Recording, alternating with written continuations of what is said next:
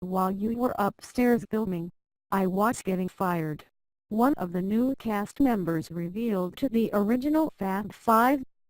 Only Ted Allen missed out on the reunion of both Queer Eye casts, as the original Fab Five-1 sat down to lunch with the new cast to dish about the lasting impact of the show, the importance of representation, and how the original show got one of the new guys fired. "Well, cheers, queers," Carson Kressley said to kick off their lunch together. He was joined at the table by original cast members Kyan Douglas, Hy Rodriguez and Thom Filicia, as well as newcomers Antoni Porowski, Jonathan Van Ness, Bobby Berk, Tan France and Karamo Brown. Berk kicked things off with the most surprising story of the afternoon, and perhaps a little moment of kismet that sent him on the path to Netflix's new Queer Eye. He worked as the manager at one of the stores the original Fab Five filmed at during their show's 2003 to 2007 run on Bravo.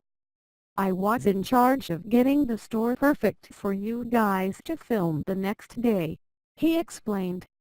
The general manager, "Because I had forgot to clock out. We were there so late.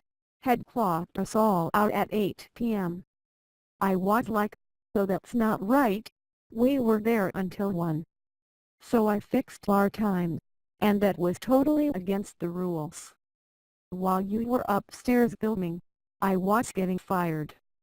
The show's impact was far greater than just getting one guy fired, though, even if the original Fab Five didn't realize it at the time. They admitted they weren't even sure the show would be successful. Instead, it became a cultural phenomenon. "We're lucky enough, having done the original show, we see the original impact," Carson Kressley told the new Fab Five. "We're on a plane and a young flight attendant will give us a napkin that says, 'I watched your show with my family and it allowed me to come out to them and have a conversation, and it made me feel safe. That's wonderful and literally every time you get goosebumps.'" Van Ness agreed that even though he was able to come out at a young age, that conversation and representation is still important. "We need to be there telling those people that don't have exposure in the bubbles of the coasts that there is a safe place and it will get better," he said. France echoed that, pointing out that they're bringing an even greater diversity by having a gay black man on the cast with Brown, as well as a gay Muslim himself who is married to a Mormon.